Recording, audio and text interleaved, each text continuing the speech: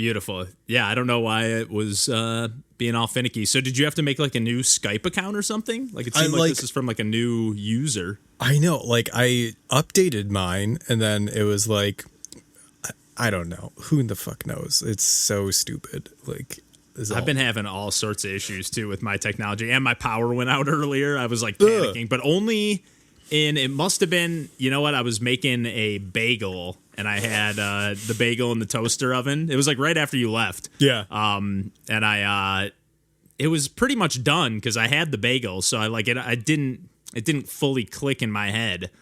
But yeah, I bet you it was because like the air conditioner, everybody's, running their air conditioners full blast. I probably like shorted a fuse because it came back on and it was still on in my living room and my bedroom. It seems like they have like the wires crossed weird because it was out in my bathroom and my kitchen, but on in my bedroom and my living room. That's not a good, right? That seems weird. Like if you're just following like along the walls, it seems like that's not where the fuses should go.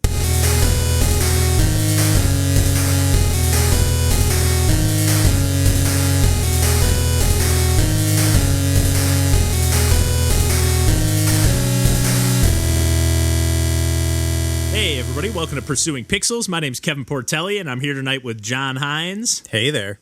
And you're stuck with just the two of us this week, but we've got plenty of video game goodness to dig into. And actually, I guess semi-ironically, since it's just the two of us, we got a bunch of multiplayer stuff to talk about. Hey, that's multiple players. I was gonna say, Randall couldn't make it because it's couch co-op only, but we did actually do some like online gaming as well with our boss fight bandmates, which was a ton of fun recently. But before we get into the multiplayer stuff, I guess on the semi-recent, although by the time this episode comes out, won't be all that recent, but it's always exciting when the Game Maker's Toolkit Game Jam rolls around, just because it's definitely one of the biggest game jams every year. They host it once a year, and it's kind of, at least for me, how I discovered even what game jams were, I think. Maybe I kind of knew about them on Idle Thumbs, like they mentioned it a little bit when I would listen to the Idle Thumbs podcast. They'd be like, oh, we're hosting a game jam, or their community would host a jam or something, and I kind of like vaguely, I'm like, oh, that sounds cool and fun, but didn't really like invest in what it was. And now I'm like, oh man, now we've hosted a jam, and now it's like, oh man, it's just like a whole different ball game. Like I look forward to all these really all that, like there's tons of games that I find that are from game jams and stuff that I end up finding from like either the mini jam, there's just constantly game jams going on. But between Game Maker's Toolkit and Ludum Dare, those are kind of like the two biggest ones each year. Like this year, the Game Maker's Toolkit had over 6,000 entries. So like when I was looking at ours, like, oh man, we got 50 entries. This is overwhelming. Like I just don't even know how you manage, but they are like the biggest, or at least I know last year that it was like the biggest game jam, at least on itch.io ever. I don't know if this one topped that or whatever. I didn't look into it, but yeah, I was super excited, especially because a bunch of our pals, even some pals that we've had on the podcast in the past, like our buddy Dev Dwarf of FewR DVD and Self fame that we've talked about on the podcast before. And again, he's been a guest on the show, and he teamed up with our buddies Connor Grail and Matt Ugg to work on a game. And, I'm always down for some Matt Ugg action. And this time, almost always, you get like a 2D platformer from Matt Ugg. And I don't know if I'm pronouncing that name right, but it's MMATT and then UGH. So Matt Ugg is what I go with. But yeah, this was kind of like a top-down like arena shooter, and the theme for the game jam, which I was a little bit disappointed in, it was roll the dice, and I just felt like that was kind of like almost like a little too specific, but like it almost like here's like almost a mechanic already. Like it just seemed like a little limiting, but obviously people are bound to be creative, especially when you got 6,000 entries. That's a lot. Yeah, but I was really impressed with how they did the dice rolling here, because basically it's kind of like a small little like square arena. It's called the Saloon, and you like basically have these like hordes of enemies that keep coming in, and every time you start with I think either 3 or 4 different weapons, and every time you do a dodge roll, that's how you reload your weapon.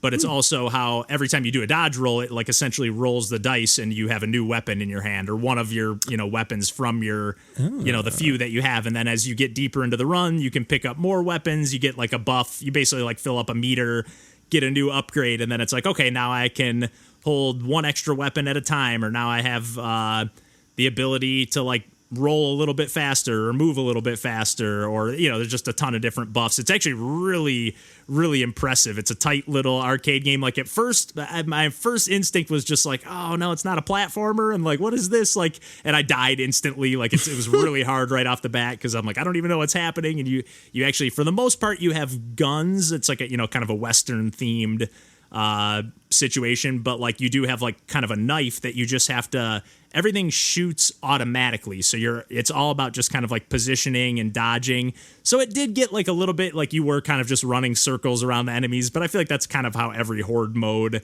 in any game gets. You just kind of like, you're kind of like outlasting them essentially, but it does get a little bit strategic, and I like how you like had to like just kind of lean into whatever buffs you got to pick between one of three every time you leveled up, but you kind of had to really lean into, okay, I'm leaning into the speed on this run, and I'm just gonna like try to run circles around these baddies and whatnot. Or okay, I'm getting like the extra like power or extra big bullets or whatever. Okay, I'm really gonna lean into getting like some ranged weapons and whatnot. So this one was really fun. That was the first game I did a stream and checked out like probably like 8 or 9 different games the other day. And yeah, it was just so much fun. Some jams from Connor Grail on the music. Like he's worked on so many awesome games, did the Boba soundtrack. He's just done so many amazing game soundtracks. So from there, I jumped over to a game that our pal Frogrammer made with a few other folks. I think they had a team of like 4 or 5 different people. It's a game called Oddwood, and it's another kind of like arena. This is more of like a bullet hell arena situation, and you're kind of like this, I don't know, you're some kind of like woodland creature or something. I think they told me that because they were actually hanging out in the stream while I was playing, and they said that it was based on like some Russian folklore tales, which is where I know, at least where Frogrammer lives. I don't know where everybody else lives on the team. But it's like it got some, like it had a really cool aesthetic and like theme. So just knowing that it like had it even like, oh, it's actually like tied to some like fantasy folklore, or maybe not even fantasy, but just traditional folklore stuff, like very, very cool. And there's like, these garden gnomes walking around, just basically turns into like a bullet hell everywhere. And there's basically like this big like wooden creature, and this was the creature, I forget the name of it now, but it was like where Frogrammer was like, oh, that's like this character from Russian folklore or whatever. But basically it, like every time you like do an attack, you're like, that character will like roll a dice, and that'll like reload your next attack that you'll have. And otherwise your character is just kind of like ping-ponging around the arena at all times, and it's controlled entirely with the mouse. So you're basically like moving your cursor around, and then there's a dash or like a jump button. So wherever the cursor is, if you press jump, the character will like just jolt in that direction, and you can like jump over enemies, jump over bullets and projectiles and stuff. And then otherwise your like weapons are just constantly spinning around you at all times, like 360 degrees. And this is another like top-down perspective game. And then like you have to just whatever, if you roll like the shotgun, you have like a spread shot, and it'll show the UI and like just the HUD system and everything, especially for the fact that this was made in 48 hours is like insane. Like maybe it's like 50 hours or so. I think there was like a little leeway or something, but whatever it was, like it's so polished. And I know they're planning on actually a post-jam update, like adding some different buffs and perks, and like really they were like, Frogrammer was like, oh, the menu's really nasty and janky. I was like, what are you talking about? This looks great. Like I can tell you whipped it up quick, but like it looks great. Like, oh man, it's a really unbelievably polished game that gets really hard, although you're able to kind of rack up some lives pretty quickly. But yeah, it's got some like deck building elements where you're like, every time you get a new like upgrade, every kind of similarly to the Saloon, every time you get an upgrade, you're kind of like picking either like a new dice to add to your deck or a new buff or an upgrade or something. It's just like a really well thought out game. So I'm actually, as soon as they mentioned they were doing a post jam, I was like, oh, I'm really excited to see what they can do when they're like not under the time constraint of like, we have to get it done under this time limit. And we're like, I guess after the jam too, you're kind of like whatever restrictions in the rules and whatnot, you can kind of bend those a little bit too. Right. So really, really cool take on the theme. It was one of my favorites. And then, I got to give a shout out to the Cultisti game as well, because I was just actually talking to Cultisti in a chat the other day, and they were like, kind of made it sound like, oh, I haven't worked on any games in a while. Like maybe I'll work on a jam sometime. Maybe they were even being cryptic and like knowing that they were going to work on the Game Maker's Toolkit jam. But basically, this game is like another game that you play entirely with the mouse. And it's kind of like a top-down dungeon crawler, and it's another game. Like I feel like lately they've been doing a lot of games that like borrow elements and ideas from their other games, which is probably how an easier way to make a game jam work when you're like, okay, I can use some of my code from a previous idea that I worked on, and like I can use this like bouncing mechanic, and it's sort of like from a top-down perspective, but otherwise you're kind of similar to like Tiny Folks more, where there's like a battle sequence on the top of the screen, and then it's almost like a Yahtzee situation where there's like a roll of the dice, and then they start kind of bouncing around the screen just like a Windows 95 screensaver. You know, they just keep bouncing around until you grab them, or you can either left click to grab them, or you can right click to like roll that particular dice again, and you're doing that all with your cursor, like hovering over them as they bounce around and move.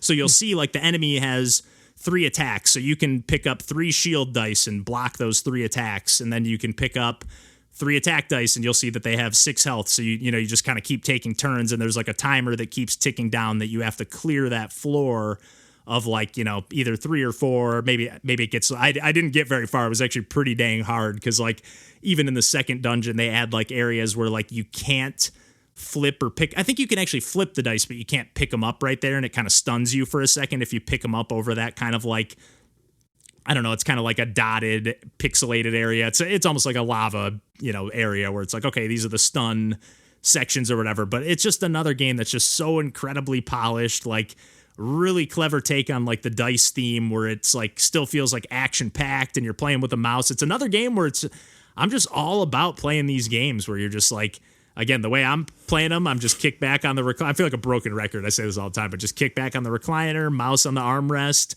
hooked up to the TV, and just like, whether I'm streaming or not, it's just such a fun way to play these like mouse-based games. And especially if it wouldn't work so well for this one, but if it's like more of like a thoughtful puzzle-based game, it's perfect for like, again, we might save this for like a later episode sometime if I even ever end up talking about it, but like playing like Gorogoa recently. Like I feel like that's like a perfect type of game where you could like kick back, multiple people could be playing it and saying, hey, try this, hey, try that. Like, I really like that idea of like just kicking back and playing a game with a mouse as opposed to a controller, because my hands have been cramping up lately when I'm playing some like precision platforming or doing You're whatever. always playing intense games with a controller. Like I think you're not doing a lot of leisurely controller games. Yeah, I'm not. Yeah, that is very much true. There's probably a reason why I'm like I need a gamepad to play my games, because keyboard. I know some people can precision platform on keyboard, just as good as I can with gamepad, if not better. But yeah, not me. Not me. Yep, I've never been able to do it. But yeah, I've played again. There's a bunch of other games, like our buddy No made a game called Diesort. That's a really cool Pico 8 game where you're like, basically it just like rolls a bunch of dice on the table, and then the screen is split into 2 sides where it's like either even and odd, and you just have to grab them and move them to the right side of the screen. Again, all cursor based before the time runs out. And since Pico 8 runs on mobile, our buddy Dylan was saying that game in particular played really well on mobile, because you could almost be a little quicker with it. Because there was even a speed mode, and I was like, yeah, I can't even get past like literally the first like challenge in speed mode, at least with my mouse skills. But again, I'm not really a PC gamer. But yeah, our buddy Sebastian Lin made a short little precision like Metroidvania platformer. I beat it in like 2.5 minutes, so very short and sweet, but like incredibly thoughtful. Like you pick up like each number of the dice gives you like an extra wall jump that you can do. So you like, as you progress through this little like super miniature Metroidvania, you're just like, oh, now I can do one more wall jump, and I'm a 2 die, and now I'm a 3 die and a 4. It's just, I don't know, a lot of cool stuff. So I went from being like, oh, I'm a little bit disappointed, I don't want to play a bunch of dice rolling games, to being like, oh, people are always going to come up with inspired, clever, cool ideas no matter what the theme is. So yeah, just super pumped. There's more games I could rattle off, but I'll leave it there at the risk of being a total broken record and a total gush fest here. But yeah, why don't I toss it over to you real quick for a little N64 action before we talk some multiplayer stuff. Yeah, we had talked a little bit about the Custom Robo game on the GameCube on an episode a couple episodes ago, maybe at this point. Yeah, and you really piqued my interest with that, because I kind of totally forgot about those games, and it was one of those games that was always on the shelf when Randall and I worked at Best Buy. Yeah. Like, I don't know if it was a player's choice one or if it was just like, I just remember like it was right when I was kind of getting back into games, because it was what I could like relate to Randall with, and like some of the other guys that worked there. I was like, oh, that was kind of really actually did kind of get me back into my gaming hobby from just playing like mostly as a kid. But yeah, I always wanted to play this one and kind of forgot all about it. Yeah, and I had just seen that they were releasing Custom Robo 1 and 2 from the N64 on the Nintendo Switch Online service if you had the Japanese account for the N64 Online. So I went and set up an account because I had been, for some reason, just never did that for like the SNES or for the NES. Okay, so you just set this up. Was that difficult? Because it's been a long time since I did it. I forgot how many hoops you had to jump through. It was. I had to do it on a separate email. That was basically it. Set up the time zone. I remember was something you had to yeah. And like now my news on my Switch is all in Japanese, but that's fine because I don't use my news, so it's fine. Yeah, for all accounts and purposes, it's pretty easy to set up on your own. And it definitely was easier than I expected it to be. I thought that was going to be like, oh, you're not allowed to do this. And I was like, oh, it just worked. The way they said it would, it just worked. Yep. But also, I don't know why you have to do it in the first place. I don't know why they won't just let you do it without having to set up just have it be account. like a tab. Yeah, or have it be like a tab on you want to play the PAL version or the NTSC version of the games. Like, if you're going to offer them up, why not? Yeah. But whatever. I guess are they technically like different entities or companies, Nintendo of Japan and Nintendo of America? I don't know how all that stuff works. Don't know. Couldn't tell you.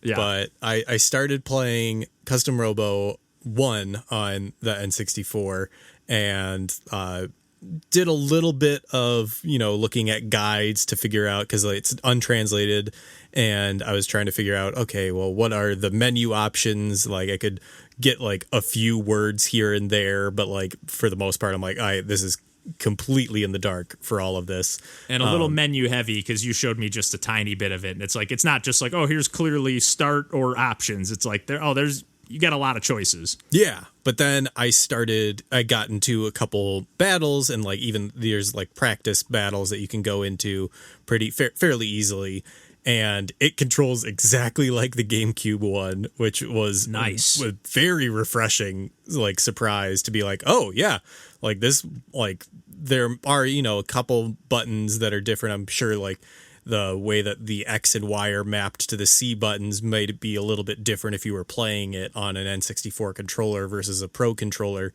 but for the most part it's still A to shoot, B to don't know. I remember R was jump, which was a weird change, but didn't feel too weird because Custom Robo as a battle game is still kind of, it's not turn-based, but every time that you shoot, your robot comes to a stop, or there's a little very bit deliberate. It's slippage where you're supposed to shoot as you're running behind a wall so that your robot slides into cover. Otherwise you're leaving yourself prone if you just do it in the middle of the arena, and there's different cover, but it looks good as an N64 looks amazing game. It looks so, and again, I don't know on if both fronts, because it kind of got that isometric overworld that's kind of more like Game Boy Advance style. But pixel art with or the whatever. pixel art, the pixel art and the 3D environments. It was such, I feel an underused it would kind of felt more like Paper Mario is the only thing that I felt had maybe a Harvest Moon games were the only other games that had this kind of blend between 2D and 3D that I really wish they had leaned in harder. Yeah, why wasn't there a Pokemon game that looked like that that ran on that engine, basically? Or why wasn't there any I know that Golden Earthbound was supposed to be an N64 game for Mother 3 started off as that, but I just felt it for the SNES, which was such an RPG heavy system. I can't believe that there weren't just tons of RPGs on the N64 that just that's used a good point. Yeah, I don't know why that just there weren't that genre on that system, at least in America. Is it just that Square bailed, or not bailed, but it did, they went pretty heavy on the Sony department after that, for sure. But I don't know why they didn't go to another company, or why other companies.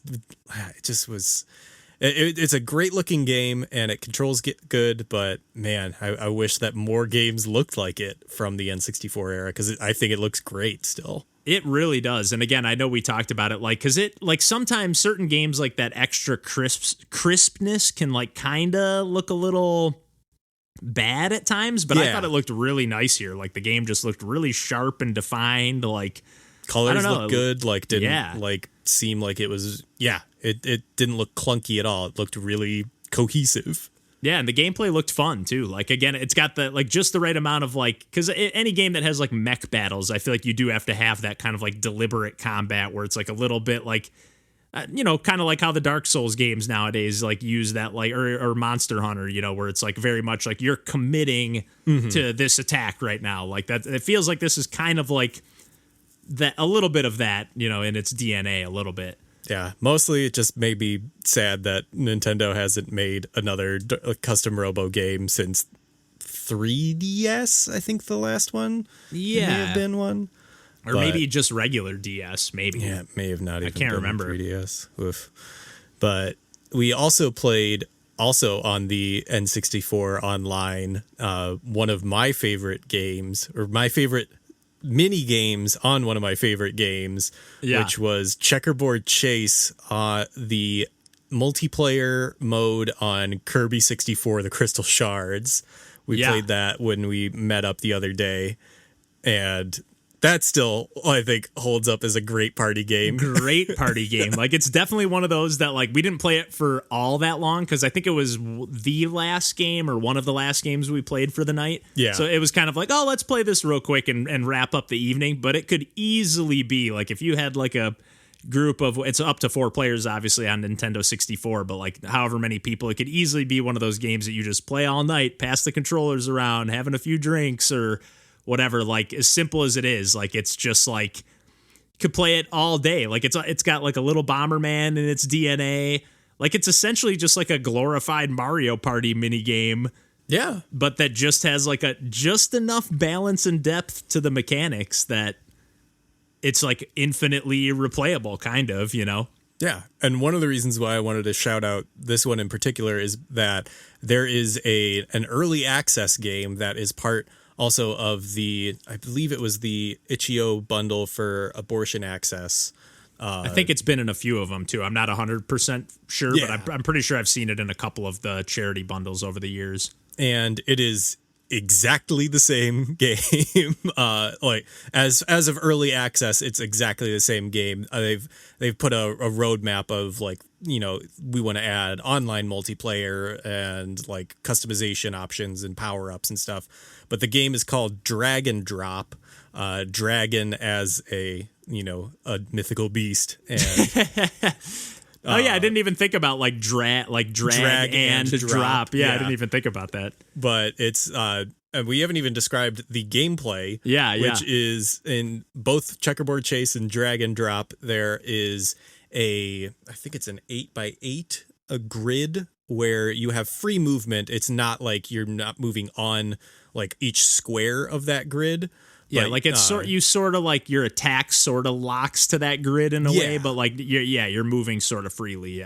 Yeah, and you attack either like on the x-axis or the y-axis, and all of the blocks of the grid that are in front of your character in the way that you're facing will highlight and then drop. And if any player that is standing on them while they are dropped, they will fall, and that will like take off one of their hit points. And they have like 5 hit points before they're eliminated.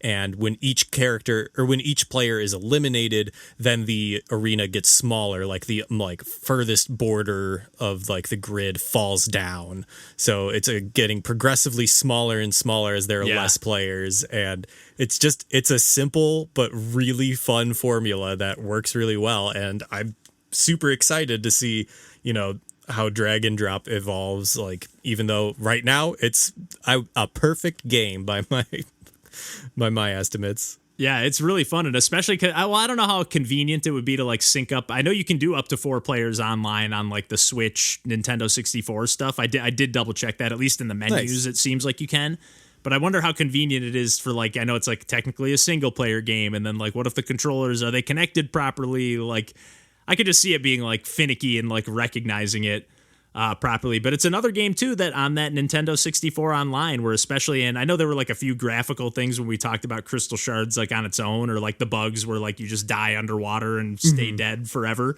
But it's another game that like just pops, man. Like especially what's that painter kid's name? Adelaide, yeah, like that character model just really looks amazing. I don't know why. Again, I'm kind of coming to this game somewhat fresh, but DDD too, like the colors and like, I just love how sharp everything looks. It just looks so good.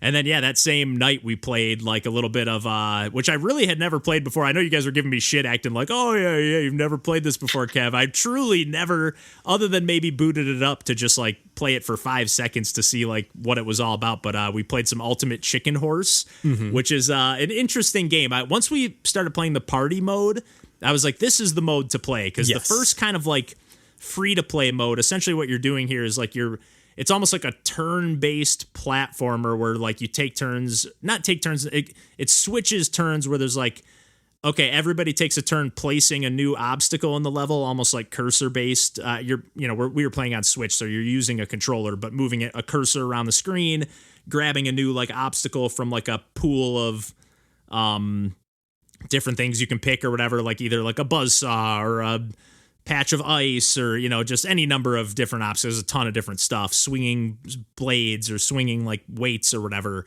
and then you place those somewhere in the level, and then everybody then, as soon as you get a certain amount of time to do that, and then after that everybody then has to platform through the level. Pretty basic platforming abilities, like not the tightest controls, but controls well enough. Like it's there's like a run button, a jump, maybe you can double jump, I can't remember. I know you can wall jump. There's wall jumping. And like kind of the Meat Boy wall jumping where you can like infinitely climb up a wall. Yeah. There were a few jumps where I like made it like it looked like I fell off the bottom of the screen, and then I was like, oh wait, I'm scaling up the side of this building here.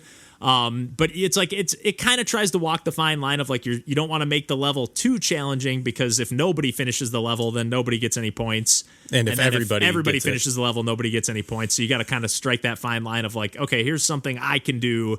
Like, John kind of sucks at this ice stuff, so let me throw some ice stuff at him and he'll slide off here. You got to try. John kind of sucks at precision platforming, period. Yeah, the whole time John's like, I hate platformers. I'm like, no, this is my favorite genre. Oh, yeah. It was definitely not the type of competitive like platformer that I was super into playing like multiplayer. Yeah, it was, and I gotta admit that it didn't like hit the sweet. It wasn't like one that I was like, oh, we gotta play this one again. But I do think once we switched to party mode, and it kind of like, it would basically like roll more like, you basically had to pick from a way more limited pool. It'd be like there'd be only like 5 different items that would randomly appear from, for us to pick from out of the 3 of us. So it was like, where before we could kind of pick from like, I don't know, like 2 pages worth of like, I don't know, a couple dozen different items and obstacles. This was like, okay, you got to work with what they throw you. It gets like a little bit more, you got to be a little more thoughtful with like what you pick and where you place it. And it seemed like it struck a little bit better of a balance there. Like, again, I could see it being a really fun party game, but it's not simple enough. Like, I'm always looking for that simplicity of just like, there's a lot to like learn, especially because it could be a great game for people that don't play games. But then again, you got to be, especially because we were playing with DJ and I and John, and it's like DJ and I are both pretty good platform players. So like, I could definitely see how you're like,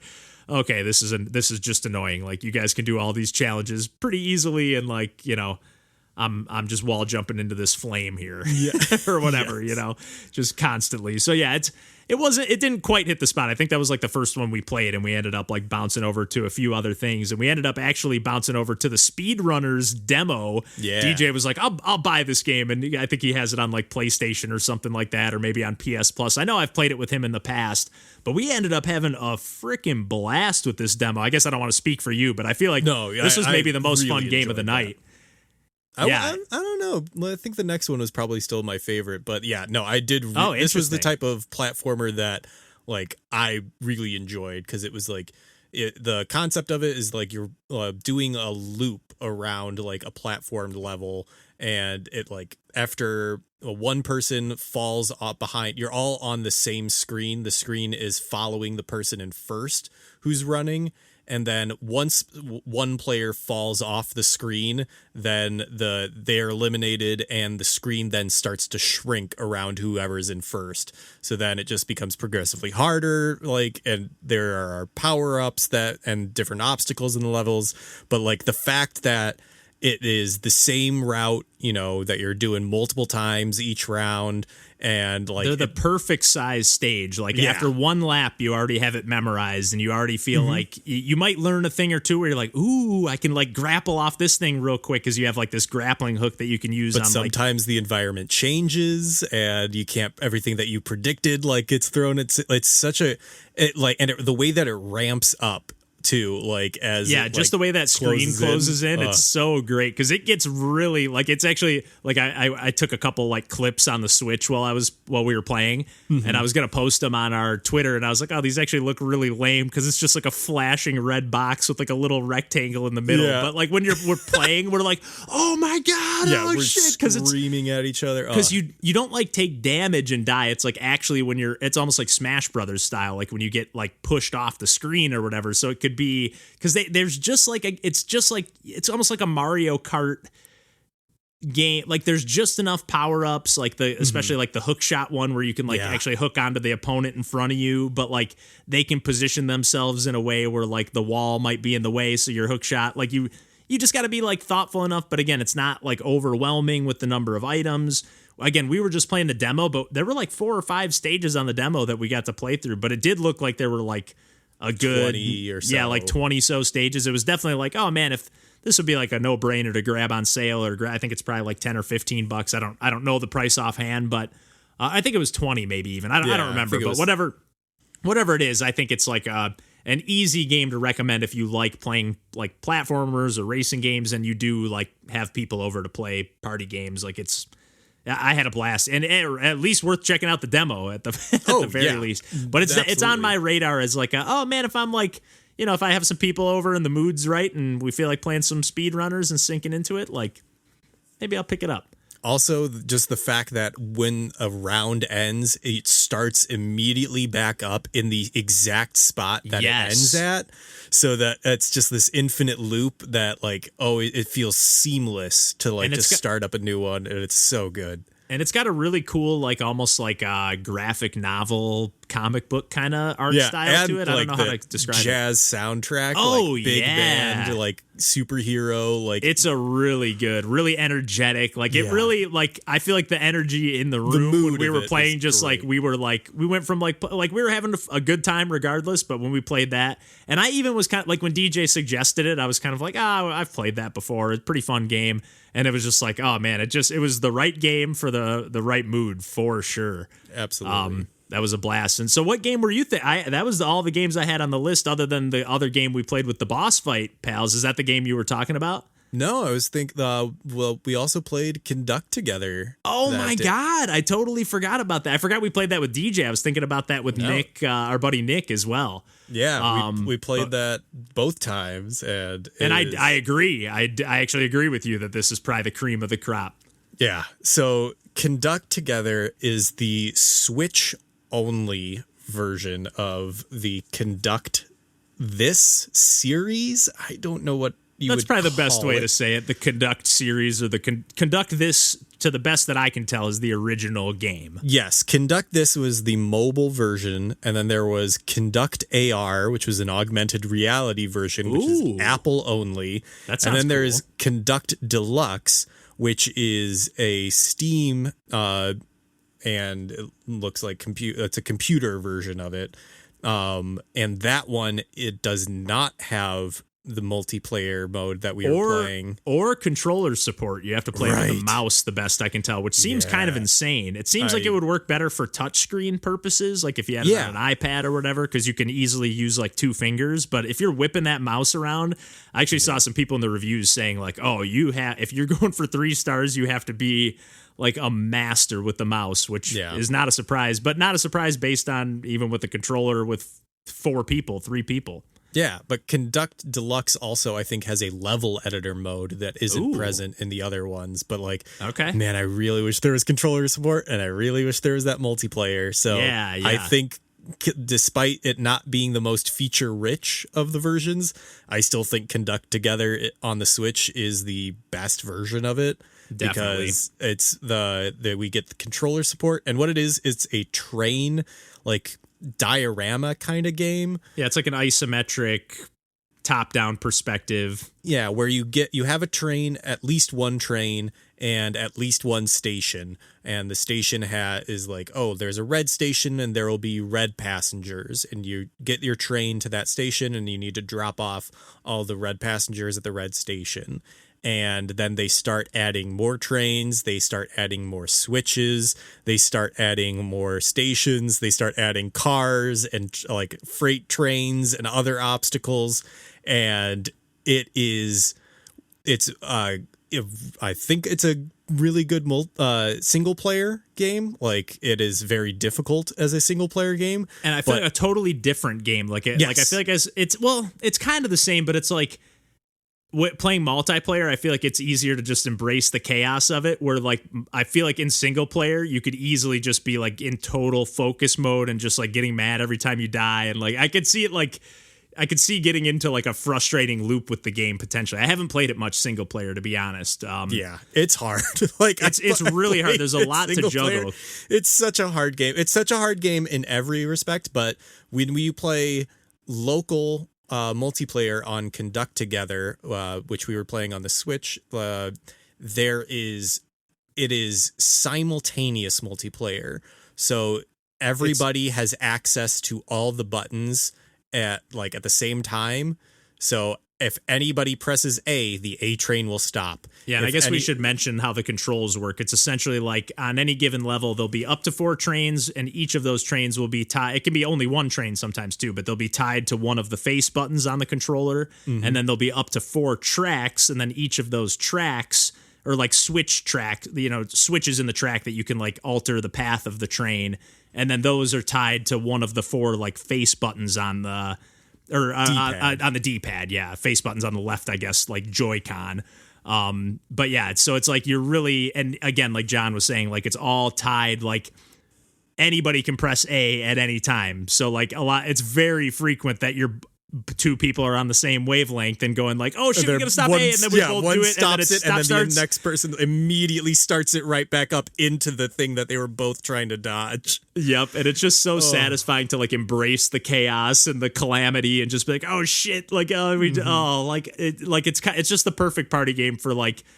I'm not typically a person that like yells and screams and stuff when I'm playing multiplayer games, but this one is impossible not to. Like, just like, oh my god, and you get like so sucked in. It's such a great like ebb and flow, and it's like I'd really call it like an arcade. It's like an arcade puzzle strategy game because it really has that arcade energy and like kinetic, like snappy feeling. But it's really, you really have to focus and like communicate. It's a really good communication game too. You really have to be like, okay, I'm like. You get in like a trance almost when you're playing. At least when we succeeded, I feel like, especially with you, Nick, and I, like because we were playing like we came over to John's place like to have some lunch and play some video games, and we were just like in a trance, like at moments, just like okay, A train, purple, got it, switch, switch, 4. 3. You're just like kind of like calling out your moves, and like we're all like, oh, we're just like on the same wavelength here. And then sometimes completely screwing each other over and not on the same wavelength and screaming. So I really love that ebb and flow of like, oh hey, we're pretty good at this game. Oh hey, we'll never beat this level. It's impossible. And like, just so good. And my personal favorite thing about why it's such a good multiplayer game is that there is like it's an asymmetrical division of duties in the game.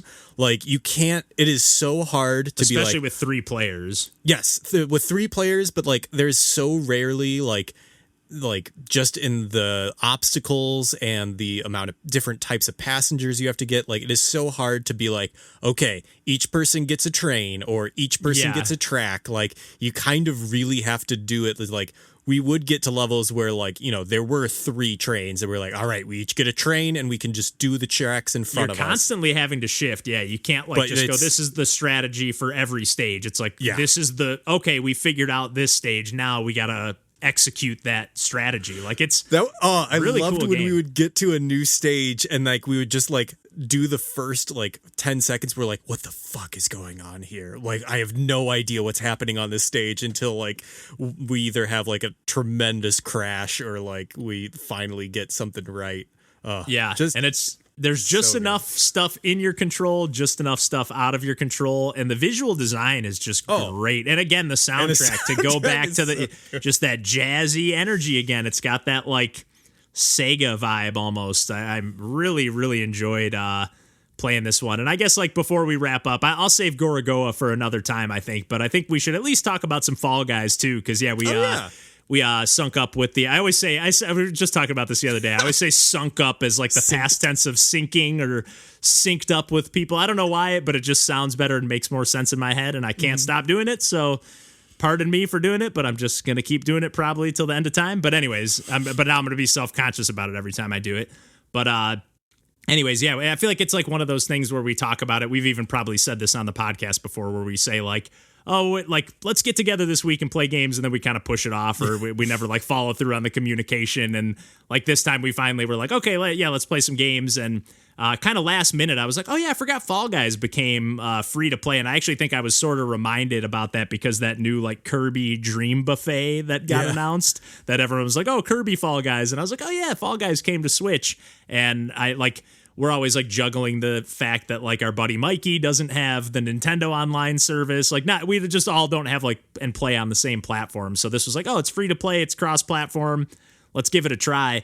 And I hadn't played Fall Guys. I think we talked about it on the podcast. I think DJ and I talked about it to the best of my recollection. And I was kind of like, oh, it's fun, but I'm, no real reason to come back. But after our session the other day, I was feeling like, oh, I'll happily sync up with, especially because now you can, maybe you could do this before, I don't remember, but you can definitely sync up.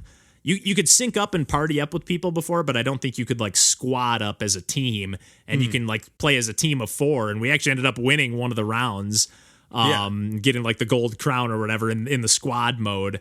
And we probably played, I don't know, 5 or 6 rounds or whatever, but I was honestly really impressed with number one, how well it ran on Switch in spite of like all the other jelly beans running like half frame animations. So it's got that, like the same thing we talked about with like Kirby and the Forgotten Land. Very well. Yes. The remaining competitors did not run particularly well. But they weren't like bugging out and like glitching all over the place. It was just like, oh, visually they're definitely running at a different frame rate than if you are someone who that matters to you. I cannot see it would drive you crazy. Yes, that I think that would make the game unplayable. But for people who that doesn't matter, who are just at like, all, we just want to play the game, and now we can play it on Switch, even better. Because like I played it a little bit on PS Plus when it first came out, and like I wasn't like, I didn't not like it, but I was just like, I'm not like totally sucked in. But I feel like they really ramped up the challenge quite a bit, but also made like a lot of the stages. It was a little bit of a bummer. We kept kind of getting one of the same stages like over and over and over again because we did not advance at all. That's true. Yeah, we kept like getting eliminated in the first round, but it still seems like the first round should probably have the biggest pool to pick from. But sometimes the roll of the dice, that's just the way it goes. To go back to the Game Maker's Toolkit theme. But yeah, I just like, I was really impressed. Like a lot of there were just like way more of the race kind of obstacle course levels than there were before. Mm-hmm. And then like for example, like the one level that's kind of like the memory, like match level where there's like a bunch of panels on the ground and you have to look at what fruit shows up on the screen and memorize what's on the ground, and like they'll disappear based on what shows up on the screen. I know I'm like half-ass confused or half-ass confusing. I'm half-ass explaining that.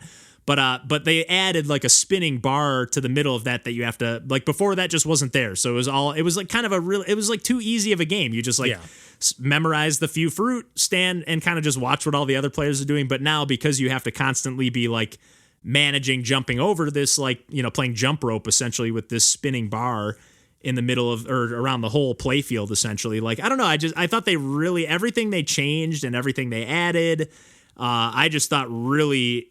I mean, maybe we just had a good crew and we were having a good time or something, but I don't know. I really was having a blast. I went from being like, I'm kind of mediocre, couldn't care less about Fall Guys, and now I'm like, man, I'm looking forward to playing again. You know, it's got all the usual kind of free-to-play menu annoying stuff where everything's a little laggy, everything's a little We had to finicky. reboot the game in order to even play multiplayer. Yeah, I got like kicked out a few times. Oh yeah, we had to like play it the first time and like have it register that like we had played the game or something before. But yeah, so a few hoops to jump through, a few hiccups here and there. But I really had a blast. How did you? Was that your first time playing Fall Guys? That was my first time. Yeah, nice. And yeah, I enjoyed it. It was perfectly fine. As like you said, like there's a lot of the free to play nonsense in it, but that is absolutely worth the price of admission. Like if you can deal with that to have a fun free game, that's perfectly all right by me.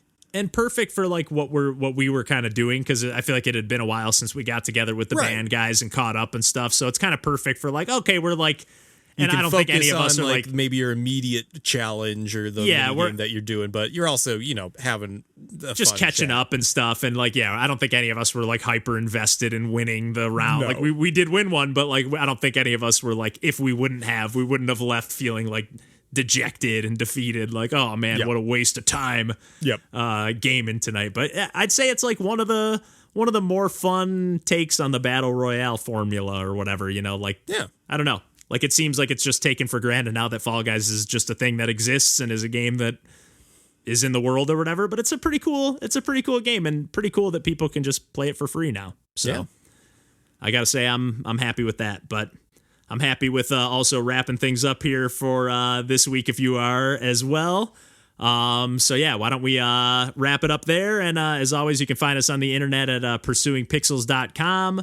I've been doing some more streaming here and there lately, hoping to do some more. Actually, by the time this comes out, it'll be said and done with, but I'm hoping to stream some more Game Maker's Toolkit entries. There's some really cool games that I haven't gotten around to yet. There's actually this game, I'm just going to give it a shout out now because I only played it for a quick second. It's called Jazzy Jump, and it's a side-scrolling, like single-screen platformer. So not side-scrolling, but it's like a side-on perspective platformer. And essentially every like wave or whatever, like it'll roll the dice, and then the dots of the dice are the platforms that you can land on, and then you can like double jump and you can wall jump and stuff, and it's just basically like it just starts throwing like different obstacles at you, different enemies. It sort of starts turning into like a bullet hell, but it's another game where just like the music's amazing, the presentation is so slick, the way it like goes into slow motion for a quick second when it does like the dice roll and goes like, okay, it's going to switch from like a 2 to a 6, so now there's like 3 platform dots on each side. They're, like squares, so that it's like super retro, pixelized, stylized. But anyways, whatever. I could gush about Game Jam stuff all day. So at the risk of running on, I'm going to wrap it up there for the second time. And we'll catch you next week. And until then, take care. Bye.